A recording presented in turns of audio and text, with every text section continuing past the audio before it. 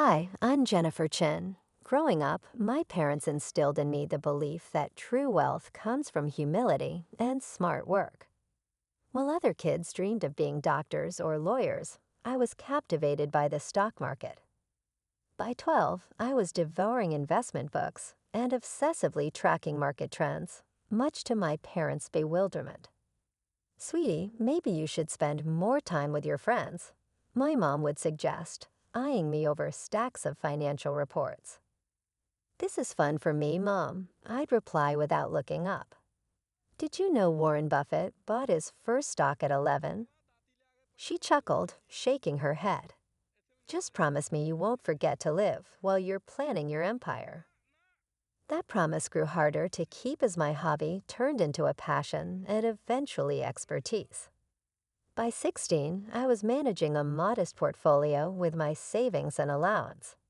Winning a full scholarship to study finance at Harvard felt like destiny. At Harvard, I met Michael. He was studying business administration, charming, ambitious, and aiming to climb the corporate ladder. We met during finals week, both reaching for the same economics textbook. Ladies first, he said with a warm smile. I laughed. Thanks, I'm Jennifer. Maybe we could study together. What began as a shared study session blossomed into daily coffee dates, then a relationship unlike others. Michael admired my ambition. You're going to dominate the business world, he'd say, watching me dissect market trends. Any company would be lucky to have you. What he didn't know was that I wasn't planning to work for anyone else. My scholarship covered everything, so I funneled my earnings into investments. By graduation, my portfolio had grown exponentially, but I kept it quiet. I wanted success on my terms, not as the girl with the trust fund. Michael landed a prestigious job at Sterling Industries, a major tech firm in Boston, while I chose to work independently. When I declined several high-profile offers, Michael was skeptical. Are you sure? He asked. These are dream opportunities. I have my own plans, I replied with a smile. Trust me. A year later, we got married in a modest ceremony. Michael's mother, Patricia, was less than thrilled with my career choice, investment consulting. Is that even a real job? She'd sneer. I smiled, recalling my parents' advice about staying humble. By then, my portfolio was worth over $50 million, strategically diversified and quietly making me one of Sterling's largest individual shareholders, though no one, not even Michael, knew. Michael thrived at Sterling, rising through the ranks to work under James Wilson, the arrogant VP of operations. Wilson was infamous for his outdated views, especially about women. The problem with modern marriages, he'd say at company events, is women forgetting their place. Michael would laugh awkwardly, avoiding confrontation. It irritated me, but I let it slide until the annual executive party. Sterling was unveiling restructuring plans, and as a key shareholder, I had a vested interest in attending. Are you sure you want to come? Michael asked. These events can be dull for non-employees. I think it's time I took a closer look at your work, I replied, carefully applying my makeup. I chose a classic black dress, pearl earrings, and my grandmother's vintage watch, a talisman in every major decision I'd made. The hotel ballroom buzzed with chatter as we arrived. Crystal chandeliers glittered overhead, and the scent of champagne lingered in the air. Michael led me to James Wilson, who was holding court near the bar. Jennifer, Michael, James called, raising his glass. We were just discussing Sterling's exciting new direction, cutting R&D for short-term profits. I asked, feigning innocence, doesn't innovation drive sustainable growth? James's smile faltered. Ah, the little wife has opinions on business, does she? Laughter rippled through the group. Michael shifted uncomfortably. She likes to read the financial news, he said quickly. Honey, maybe we should grab some drinks. But James wasn't done. Sterling's biggest problem, he announced loudly, is too many voices from people who don't understand real business, like housewives who think reading the Wall Street Journal makes them experts. The crowd chuckled, but I noticed the CEO, Thomas Richards, watching with interest. My husband, once so proud of my intelligence, stared at his shoes. Before I could speak, a familiar voice interrupted. Actually, James, you might want to rethink that. Sarah Martinez, my private banker and confidant, stepped forward. Her smile was sharp. Should I explain, Jennifer, or would you like to? James's smug expression faltered. What's going on here? I straightened, feeling my grandmother's watch against my wrist. The time had come. Since you're so concerned about shareholder value, James, I said, my voice calm, perhaps we should discuss the report I'm presenting at Monday's board meeting. The one outlining why your restructuring plan will fail. James turned crimson. Board meeting? What are you talking about? CEO Richards stepped forward, his expression thoughtful. Jennifer Chin, JC Holdings. I knew the name sounded familiar. I smiled, surprised. Strategic anonymity can be a powerful tool. What's going on? Michael whispered, his face pale and voice trembling. Sarah stepped forward, her tone cutting through the silence.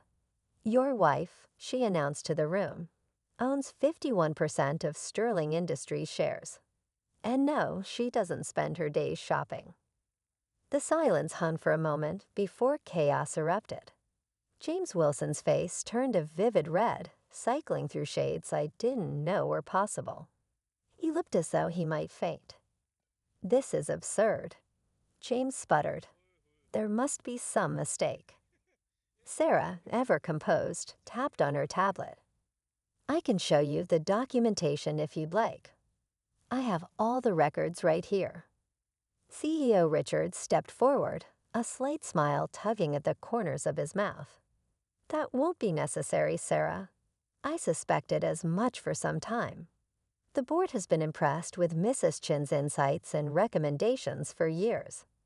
James turned to him, stunned. You knew. Of course, Richards replied smoothly. Why do you think your restructuring plan hasn't been approved?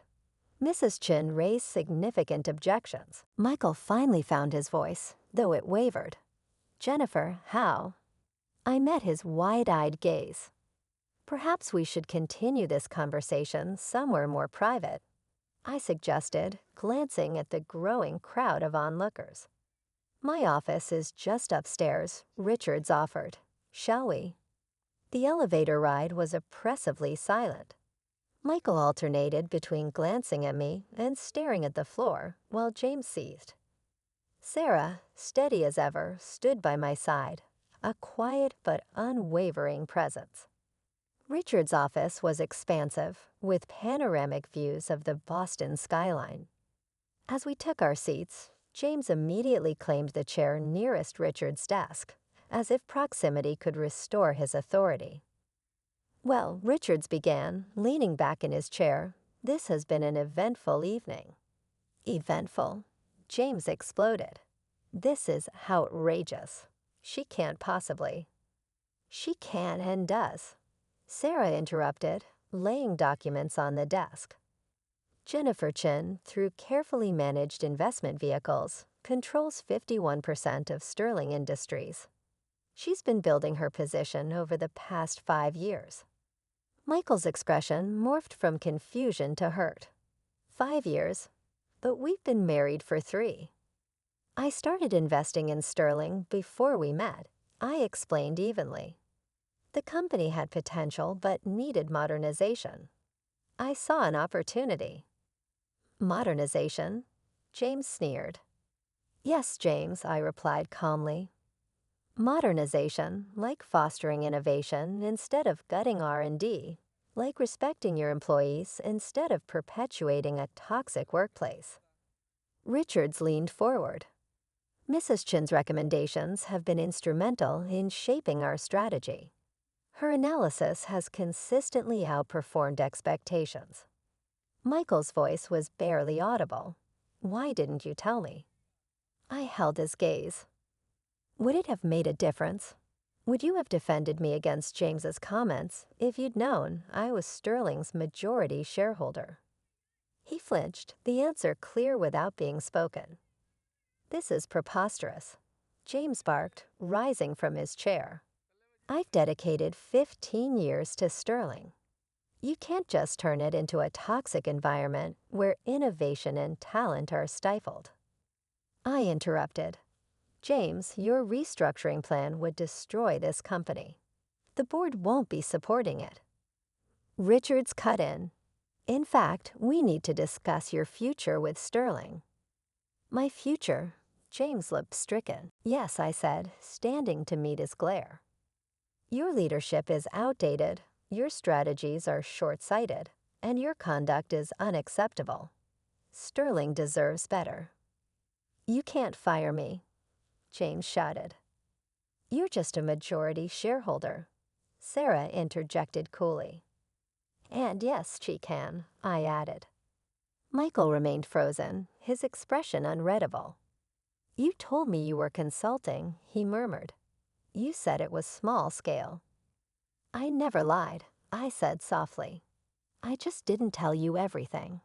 Would you have respected my decisions if I had? James erupted again, pointing at Michael. She's tearing us apart.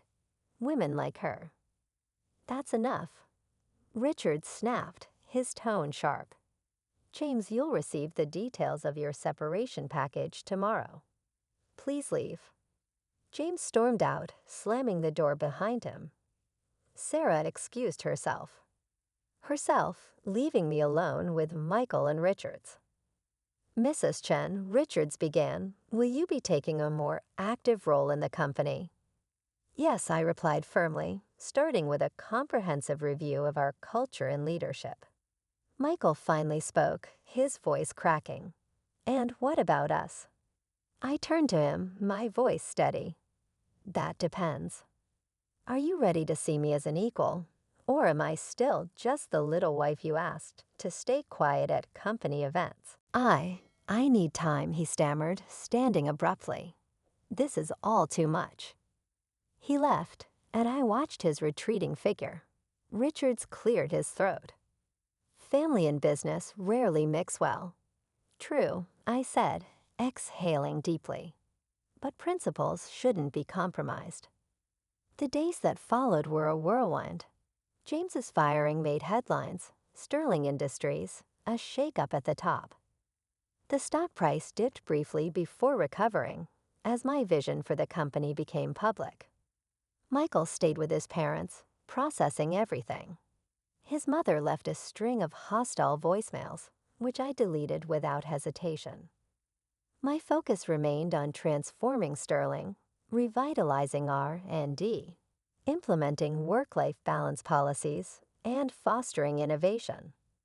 A week later, Michael returned. He looked worn, his usual polish replaced by exhaustion. Can we talk? He asked hesitantly.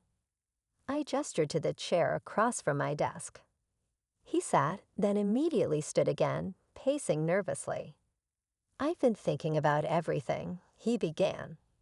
About us. About work. And, I prompted. I was wrong, he admitted, his voice low. I let James and others disrespect you. I should have stood up for you. I was so focused on my career that I forgot what really matters. I watched him for a moment before replying, change doesn't come through words, Michael. It comes through actions. Are you ready to show me that you see me as your equal? He nodded, determination flickering in his eyes. Yes, I am. I waited silently, giving him space to continue. But you weren't completely honest either, Michael added after a moment. You kept such a huge part of your life hidden from me. How are we supposed to have a real marriage with secrets like that? You're right, I admitted, keeping my voice calm. I should have trusted you with the truth. But Michael, ask yourself, Why didn't I feel I could? He sank into the chair, his hands running through his hair. Because I showed you I couldn't be trusted. Every time I laughed at James's jokes, every time I told you to stay quiet, I proved I cared more about office politics than supporting my wife. The next few weeks tested everything: my marriage, my resolve, and my ability to steer Sterling Industries through massive change. James Wilson hadn't gone quietly. He hired a lawyer and threatened to sue for wrongful termination. His allies within the company whispered behind my back, "She's tearing down our traditions." They muttered in the break room. This is what happens when you let emotions run a business. But facts don't lie. Within a month, employee satisfaction soared by 40%, and R&D, finally free from James's stifling grip, filed 12 patent applications. The stock price climbed steadily, proving that my changes were more than just radical. They were necessary. At home, Michael hovered in a strange limbo, sleeping in the guest room and walking on eggshells around me. His mother, Patricia, however, had no such hesitation. She stormed into our house one afternoon, her designer heels clicking like gunfire. "We need to talk," she announced, barely pausing before stepping into the living room. "By all means," I said drily, closing the door behind her. "This power trip of yours has gone far enough," she declared, folding her arms. "You've made your point. Now step back and let the men handle business." I raised an eyebrow. "The men?" "You've humiliated Michael enough already," she snapped. "His colleagues don't know how to trigger him anymore. Do you have any idea what this is doing to his career?" "Humiliating," I repeated. "Like being laughed at during business functions.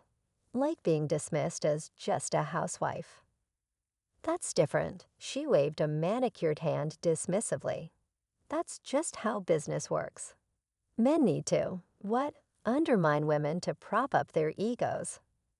Pretend competence doesn't exist if it comes from the wrong gender." "You tricked him," she burst out. "My son married you thinking you were a normal wife, and now—" "What?" Michael's voice cut through the tension, startling us both. "Michael," Patricia turned to him, her expression softening with relief. "Thank goodness you're here. We need to talk sense into her before she destroys everything." But Michael wasn't looking at her. His eyes were locked on me, filled with something I hadn't seen in weeks. "Understanding, Mom," he said evenly. "You mean to leave." "What?" But now, he said firmly, "after she left." Silence settled between us. Michael sank onto the couch, exhaustion etched into his face. "I heard everything," he said quietly.